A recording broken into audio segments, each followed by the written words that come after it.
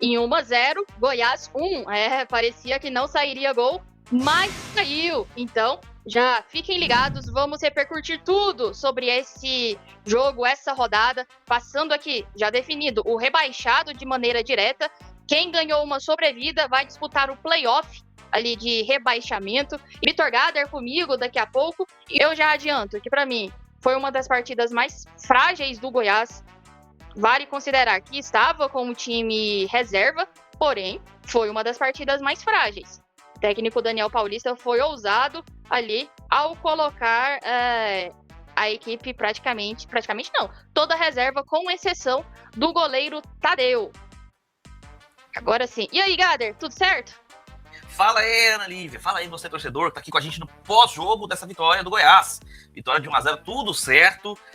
Vamos lá, né? Que a gente tem um jogo pra debater e tem muita coisa pra conversar, realmente.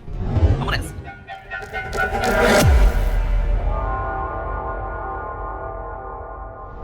Vamos entrar, enfim, na análise da partida, Gader. Mas agora, as escalações. Vamos colocar aqui como que o Goiás entrou em campo e depois as alterações do técnico Daniel Paulista. Foi com Tadeu no gol, Rodrigo Soares, depois substituído por Diego Caito, Luiz Felipe e Tite na zaga, Danilo na lateral esquerda. Meio de campo com Felipe Machado, Juninho, depois substituído por Lourenço, e Brian.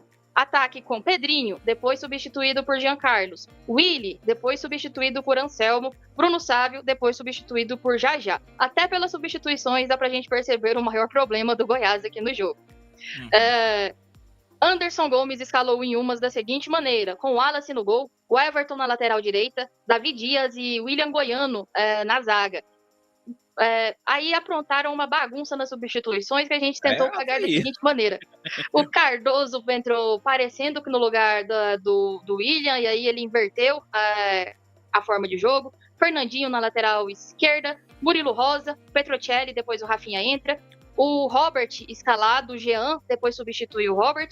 O Ninho, depois é substituído pelo Valtinho, Pedro Igor e Lucas Vitor. Enfim, foi quase um tudo ou nada por parte do Inhumas. Olha, eu já esperava que houvesse realmente uma ideia de poupar jogadores, né, alguns importantes, alguns jogadores descansarem, até para terem um físico mais preparado para a próxima fase, mas vir com o time totalmente reserva, com exceção do goleiro, incluindo jogadores da base, isso realmente me pegou.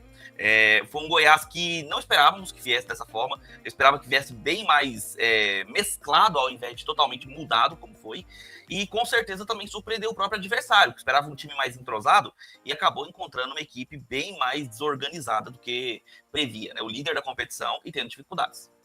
Mas vamos por partes, Gader. O primeiro tempo. Eu tenho pena de quem vai ser o editor para fazer ali os melhores momentos. E como que a gente explica para o torcedor esse primeiro tempo de 1-0, Goiás 1, que no momento, até o primeiro tempo ficou 0-0? Então, nós temos que começar pela própria escalação. O Goiás saiu para o primeiro tempo com o time reserva. Reservão mesmo. Não só como reserva, mas também com 2 jogadores da base estreando, o Danilo e o Willy. Que eu não esperava, não mesmo. Nunca eu imaginaria que ele ia iniciar com esses 2 jogadores como titulares. E esses jogadores mostraram a deficiência do banco de reservas do Goiás, que jogando só eles, imagina um coletivo dos titulares contra reservas. Os titulares vão massacrar. Porque há um entrosamento muito maior dos jogadores titulares, uma qualidade técnica maior.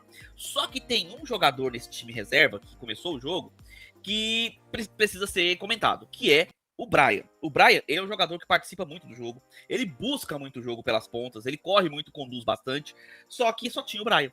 Os outros jogadores não estavam colaborando, o Juninho completamente apagado, o Bruno Sávio não foi a campo, ele não participou, cara, ele não jogou, não jogou. E isso é muito ruim, porque o Bruno Sávio é um grande investimento do Goiás, deveria render mais, deveria ser um jogador mais participativo. O Pedrinho também muito abaixo, muito fraco tecnicamente, errando as poucas bolas que ele recebia, ele tomava a decisão errada, e aí sobrou para que o Inhumas ficasse com a posse de bola, só que o Inhumas tem graves limitações técnicas, gente.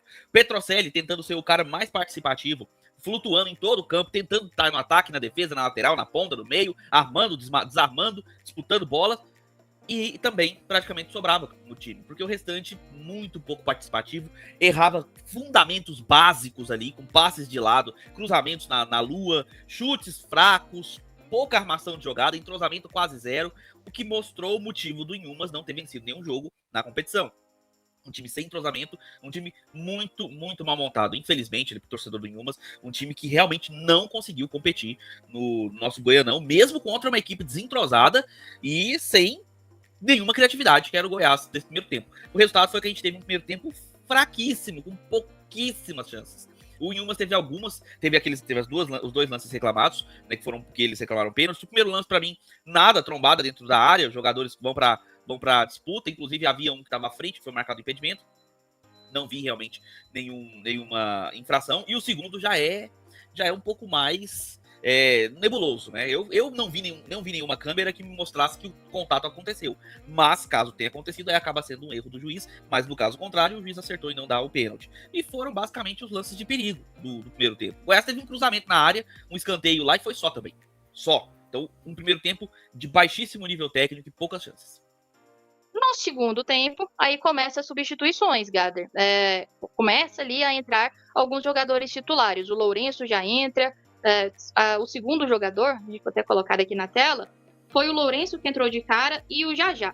Antes de tudo, falar também nessa primeira etapa sobre o Bruno Sávio. Ele fez um primeiro tempo tão abaixo que eu até esqueci de criticar. É tão abaixo que foi, na minha opinião. Acho que isso resume tudo. O narrador não deve ter falado o nome dele. Mas, enfim, aí entra o Lourenço e o Jajá na segunda etapa. Como que você analisa esse segundo tempo, Gader? Você vem do intervalo, você não vê mudanças táticas na defesa, porque não precisa. A parte mais bem trabalhada do Daniel Paulista é o sistema defensivo. Mas por que funciona com o Tite? Agora funciona. Antes não funcionava, né? O Tite não ia bem. Por que agora tá funcionando? Porque o Daniel Paulista soube organizar a recomposição, que é uma coisa que o Goiás não tinha. Nesse patamar, primeiro tempo, você tinha o Juninho e o Felipe Machado, fechando as saídas de bola do Inhumas, prejudicando a saída de bola do Inhumas e dificultando com que eles tivessem espaços para fazer jogadas, obrigando o Inhumas a cruzar a bola toda hora na área. Por isso que o Inhumas teve tanto cruzamento. No segundo tempo, você mantém essa mesma estrutura, muda uma peça aqui e ali, no caso o Juninho saiu para a entrada do Lourenço, e também tivemos as saídas ali do Bruno Sávio e do Willi. Aí colocamos o Jajá e o Anselmo Ramon. Mas a estrutura básica continua a mesma. Dessa vez, com o Brian fazendo um pouco mais esse segundo volante, apoiando o Felipe Machado na saída de marcação. Então, nesse caso, o que aconteceu é que o Goiás manteve a sua boa estrutura defensiva, não deixou o Inhumas ser uma equipe muito polivalente no ataque, obrigando eles a sempre usar a mesma moeda, que é cruzamentos, que era o único espaço que o Inhumas tinha. E o Goiás melhorou ofensivamente, o que gerou preocupação ao adversário. A melhora não foi significativa. Tivemos duas chances, 2 chutes de fora da área, um perigoso do Brian, que teve uma boa defesa do goleiro do Inhumas, o William, mas o outro um chute sem perigo, e basicamente foi só. O resto do tempo foi o Inhumas com a bola, sem criatividade e preso numa defesa muito bem postada, e o Goiás levando o jogo em banho-maria, com os jogadores bem posicionados, mas sem aquele grande ímpeto ofensivo. O Jajá bem pouco participativo, o Anselmo Ramon se movimentando melhor, o Pedrinho ainda no segundo tempo pôde mostrar um pouco mais, mesmo assim mostrou pouco, e o resultado aqui era para ser, na realidade, gente, um 0-0. Esse jogo tava com maior cara de 0-0. A sorte do torcedor é que o Brian, que vinha fazendo até um bom jogo, mesmo o time em si não sendo muito bem na partida, o Brian acha um belíssimo passe, eu nem chamo aquilo de cruzamento, ele é um passe. Ele achou um passe para finalização, mais precisa ainda, do Lourenço para fazer o gol da vitória. Mas era quase que tivemos um 0-0 xoxo. A sorte foi esse lance que fez o gol e deu a vitória do Goiás. Mas a apresentação, mesmo no segundo tempo, mesmo com alguns titulares em campo, também ofensivamente não foi muito boa. Mas, Gader, agora vamos passar por sistema, né? Até porque a gente queria comentar de alguns jogadores. A gente nunca comenta do Tadeu, mas hoje o Tadeu merece. E hoje eu não abri as redes sociais ainda, mas eu tenho certeza que terá algum comentário destinado ao goleiro. Então, mas eu vejo até exagerado, sabe? Porque, vamos lá, a gente tem que falar de tudo que acontece. O Tadeu finaliza e chuta aquelas bolas de saída de bola porque os jogadores recuam para ele. E os jogadores recuam para ele porque ele transmite a confiança, certamente nos treinos, de que é um jogador seguro para sair com a bola nos pés. Agora, isso vai de jogo a jogo, tá? O jogo de hoje, o time tava tão sem saída que estava voltando a fazer aquilo que a gente já viu em outros carnavais, que é tocar a bola pro Tadeu e fazer lançamentos. Não é o que o Goiás vem fazendo nessa temporada, sabe? É uma coisa que não vem acontecendo. Hoje aconteceu e quase que deu problema. Mas não é algo que vem sendo recorrente nessa temporada. E eu acho que não vai ser recorrente na temporada 2026. O Tadeu vai ter menos participação nessas jogadas do que teve, por exemplo, nos últimos 2 anos, onde era responsável até pelos lançamentos, né, que aconteciam. Então, acredito que não vai ter isso. Mas eu sei que vão ter muitos comentários que, correu riscos, saiu com a bola, foi sair com os pés ali, quase levou gol. Mas aí vai muito do sistema defensivo também, que é a parte que eu falei. Os jogadores recuam a bola pra ele, sabe? Eles buscam o Tadeu pro jogo de saída de bola. E aí vai do fato dos jogadores confiarem nele e também do fato desses jogadores não terem outra saída de bola. E aí tem que ver como é que o sistema defensivo se porta para poder sair com toque pro meio de campo, toque na lateral, evitando a obrigação de recuar pro goleiro. Então, sinceramente, eu acharia exagerado se tivesse alguma coisa sobre o Tadeu hoje particularmente. Agora, englobando Rodrigo Soares, Luiz Felipe, Tite e o Danilo. Aí a gente tem que falar do Danilo, que é um jogador da base, né, que veio da base e teve a sua estreia hoje. Então é natural que você tenha ali um pouco de dificuldade, ele participou pouco. A defesa eu achei bastante segura, o Tite e o Luiz Felipe não passaram sufoco em momento nenhum. O Rodrigo Soares, para mim, ficou devendo. Porque é diferente do Danilo é um lateral esquerdo que acabou de entrar, tá estreando. O Rodrigo Soares é um jogador experiente. Não pode... Né? Então, assim, não pode deixar espaços nas costas como ele vem deixando e não participar das jogadas ofensivas como ele não fez. Que ele é um bom jogador ofensivo. Ele é um jogador que participa bastante. Porém, ele não fez isso hoje como não vem fazendo nessa primeira parte do Goianão. E aí, pra mim, isso deixa a desejar. Ele tá devendo de mostrar melhor desempenho nesse Goianão. E, por fim, o Diego Caetto, que entrou substituindo o Rodrigo Soares, Gader. Entrou bem, melhorou muito a dinâmica do time por aquele lado, mostrou que tá superior ao Rodrigo Soares no momento. É um jogador que precisa ter mais oportunidades e vai certamente ser o titular do time no lugar do Rodrigo Soares. Meio de campo, até pegar aqui de novo, que aí foi um meio de campo bem mexido, Felipe Machado, Juninho e Brian. Como você viu esse meio de campo titular? Juninho é triste, né? Porque é um jogador que já tá veterano, já vem deixando um pouco a desejar ali no meio de campo. É natural que o rendimento caia mesmo, mas o Goiás conta com ele. E já que ele não tá fornecendo o que precisa, então ele vai pegar um banco mesmo. Não tem o que fazer. Mostrou hoje que realmente é jogador para banco de reservas. O Felipe Machado fez um bom jogo para mim. Ele não apareceu muito, como um primeiro volante tem que fazer. O primeiro volante não aparece muito pro jogo. Ele aparece para desarmar, ele aparece para fazer a cobertura defensiva. Não é um jogador que vai aparecer para criar jogadas, para ser o diferencial. Se ele estiver aparecendo muito na defesa, é porque o time tá mal defensivamente. Não é o caso. Então fez uma partida digna, um primeiro volante fazendo aquilo que precisava. O Brian foi o melhor jogador dos reservas, para mim. Não só pelo segundo tempo que fez, mas pelas participações no próprio primeiro tempo. Tentou se movimentar, tentou trabalhar a bola, mas estava faltando muito mesmo do time para poder apoiar o futebol que ele tem. Mas dos reservas que começaram o jogo, para mim, ele foi o melhor. E o ataque? O ataque titular com Pedrinho, Willy e Bruno Sávio. O que nós podemos tirar desse ataque, Gader? Então, começando pelo... Eu vou deixar para falar do destaque. Eu não vou colocar, vou nem dar spoiler se é positivo ou negativo. Vou deixar para falar do destaque por último, porque eu vou começar pelo Pedrinho, que vem mostrando um rendimento muito abaixo do que se esperava. Fez um bom jogo só e precisa de render muito mais, porque a concorrência do Pedrinho nem é muito complicada. Ele tá concorrendo com o Jajá, que se tivesse um bom patamar de futebol, o Pedrinho seria titular absoluto, mesmo que o Jajá estivesse jogando bem, por conta das questões que aconteceram mais recentemente com o Jajá. Só que em campo, o Jajá vem mostrando muito mais do que o Pedrinho. Então, para mim, o Pedrinho tá deixando muito a desejar nesse ponto. O Willian é um jogador, né, da base, que teve a sua primeira oportunidade, sentiu o jogo, sentiu a estreia. É normal, gente. Não crucifique o jogador da base pelo seu primeiro jogo não ter ido bem. É normal, é absolutamente normal. Só que, claro, a gente espera que ele chegue já desbancando, já chegue já, né, mostrando ali, quem sabe, que pode ser um reserva de luxo pro Anselmo Ramon, mas, gente, não é o caso. Foi o primeiro jogo dele e ele ainda vai ter muito a evoluir. O jogador jovem tem muito a mostrar ainda.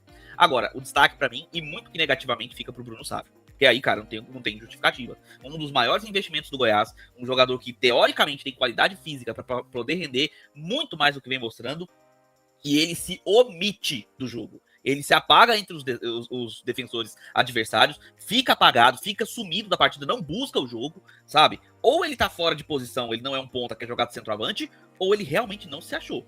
Não tá achando o futebol dele, não mostrou a que veio até agora no Goiás, o Bruno Sávio. É isso aí, eu concordo plenamente. Ele entrou, os que entraram substituindo Gader, Jean Carlos, Anselmo e Já. E o que nós já víamos, né, com eles como titulares, tem muitas características diferentes. Não tem muito o que comentar, porque aí entrou o ataque titular do Goiás, os jogadores que realmente mostram boa qualidade para vestirem as camisas titulares. O Jean Carlos, eu vejo que tinha oportunidades de aproveitar mais chances e não veio aproveitando, assim como o próprio Pedrinho, mas ainda está um pouco acima do Pedrinho. O Já vem jogando bem, vem participando bem, se apresenta, busca o jogo, peca pelo excesso e não pela omissão, como é o caso do Bruno Sávio. E o Anselmo Ramon não precisa mais provar nada para ninguém. Ele é um centroavante de área, busca o jogo, apoia na criação ofensiva, volta no meio de campo para armar a saída de bola. Um jogador que participa bastante, mesmo com seus 37 anos, se não me engano. Acho que é essa a idade dele, né, se não me engano. Então, é um jogador que já não tem mais que se provar e mostra-se uma ótima opção ainda no ataque. Precisa de uma sombra. O Goiás precisa de um centroavante para fazer sombra ao Anselmo Ramon. Eu ia comentar com relação ao Willi, que a questão da participação dele no jogo, diferente do Anselmo Ramon, a gente tem que levar em consideração duas coisas que eu acho importantes. Primeiro, a experiência do Anselmo Ramon. O Anselmo Ramon sabe a hora de buscar o jogo, a hora de se posicionar, de ir ao meio de campo, de buscar, de sair da área para participar por uma ponta ou por uma lateral. E um jogador da base, naturalmente, ele vai se sentir muito mais acanhado de sair de sua posição estipulada pelo técnico. O técnico falou, não, você vai ser o centroavante fixo da área, eu quero que você fique na área, eu quero que você busque o gol. O cara não vai sair dali nem pago. Porque o técnico falou é lei, né? O jogador da base tá chegando, ele vai tentar fazer aquilo que lhe foi mandado. A segunda questão é que, por ser jogador da base e a característica nativa dele ser de área, ele provavelmente não se sentiu à vontade também, sabe? Para poder sair da área, buscar o jogo, voltar entre os meias, até porque ali no meio você tem um Juninho de 30 e tantos anos, você tem o Felipe Machado, sabe? Você tem o próprio Brian, que vinha flutuando bastante. Então, você acanha um jogador da base, como é o caso dele. Então, existem essas nuances, tá? Mas sim, a gente espera que um jogador como ele saia para buscar o jogo, assim como o Anselmo Ramon. Mas vai precisar de um tempinho para ele pegar essa confiança. A arbitragem, que foi até porque foi bem em paz, bem tranquila. Vamos colocar aqui na tela. StreamYard. Aí, o Jean Carlos Narciso, o árbitro central, auxiliado pelo Thiago Gomes, o Bruno Borges e no VAR o Jefferson Ferreira. Alguma intercorrência, alguma anotação? Você achou uma boa arbitragem, Gader? Boa arbitragem, não interferiu no jogo, não interferiu no resultado. Não teve nenhum lance que eu possa pontuar aqui que pudesse ser polêmico, porque falaram daquele pênalti, né? Aquele possível pênalti no jogador do Yumas. Eu olhei muito, cara, eu assisti muitas vezes. Não tem nenhuma câmera que me mostre que o contato foi real. Não consegui ver. Olhei. Se o contato aconteceu, porque nenhuma imagem me deixou ver que houve de fato o contato. Me pareceu mais um tropicão do que um contato. Se alguma imagem mostrasse que houve contato, aí seria um erro do juiz e ali seria pênalti. Mas não tem nenhuma imagem clara que mostre que houve contato. E aí, não sendo assim, o juiz deixou ser válida a decisão de campo e seguiu, então tudo certo. Eu também sigo aí com o relator. Para mim, não foi pênalti. O Yuma chegou a cobrar 2, né? 2 ali na entrada da área, mas eu achei que foi mais perda de controle do que um pênalti, um contato direto. Mas foi um jogo muito tranquilo, até porque foi um jogo abaixo tecnicamente. Parecia que estavam carregando um caminhão de cimento e não um jogo de futebol. Vamos, Gader, vou passar aqui para o pessoal como que ficou a tabela geral após o fim da primeira fase. Então, olha só. Goiás garantido venceu o Inhumas por 1-0. Primeiro vamos passar os resultados. Goiás venceu o Inhumas no Zico Brandão por 1-0. Craque venceu o Centro-Oeste por 3-0. Goiatuba venceu de virada o Atlético por 2-1. Eita, dizem que esse jogo foi... Depois eu vou dar uma conferida. A Aparecidense buscou um empate com a ABCAT em 3-3. A ABCAT chegou a abrir 3-1. E a Aparecidense buscou o empate. Classificação. Goiás é o líder com 20 pontos. Não tem mais como ninguém tirar essa classificação na primeira colocação do Goiás. Vila Nova, segundo colocado. Jataiense, terceira colocada com 14 pontos. A ABCAT é a quarta colocada com 14 pontos. Atlético, quinto colocado com 14 pontos. E aqui a situação se complicou, Gader. Anapolina, sexta colocada com 12 pontos. Craque, sétimo colocado com 9 pontos. Anápolis, nono colocado. o Nápoles oitavo colocado com 8 pontos. Na zona neutra ficou o Goiatuba que contratou o técnico Glauber Ramos, conseguiu aquele sprint final, como nós gostamos de falar, e se livrou do rebaixamento. Agora, quem vai disputar os playoffs do rebaixamento é a Aparecidense e Centro-Oeste. Então, a Aparecidense e Centro-Oeste fazem um jogo de mata-mata e vão definir aí o segundo rebaixado. Quem foi rebaixado de maneira direta? Inhumas, que não venceu nenhuma partida. Em 8 jogos, empatou 2 e perdeu 6. Uma campanha muito pífia até este momento. Isso aí, então essa foi a nossa análise de Inhumas 0, Goiás 1. É isso, Gader. Inhumas 0, Goiás 1, gol de Lourenço, o seu arremate final. Boa noite. Uma boa noite pra você, Ana Lívia, boa noite pra vocês, torcedores, que agora vão ficar na expectativa pra saber quem vai ser o adversário do Goiás na próxima fase. E aí deixo também meus sentimentos aos torcedores do Inhumas, que viram o seu time, a Pantera, ser rebaixada, né, para a segunda divisão do futebol goiano. Mas estamos fechando aí a primeira fase. Tivemos um jogo fraco, mas o Goiás venceu e manteve a liderança. Deixa aí um grande abraço para vocês, mantenham um ótimo fim de semana para todos. Um abração de torcedor. É isso aí, um grande abraço para todos, um abraço ao Gader, que esteve aqui comigo nesse pós-jogo, muito bom. Amanhã tem pós-jogo do Vila, e claro, aí vamos saber quem enfrenta quem. Neste momento, o Goiás pode pegar Craque ou Anápolis. A definição fica para amanhã, para saber quem será o adversário. O Atlético, que também jogou hoje, caiu para a 5ª colocação, ou seja, vai decidir as quartas de final fora de casa. A chapa esquentou. E amanhã o pós-jogo do Vila. Forte abraço e até mais!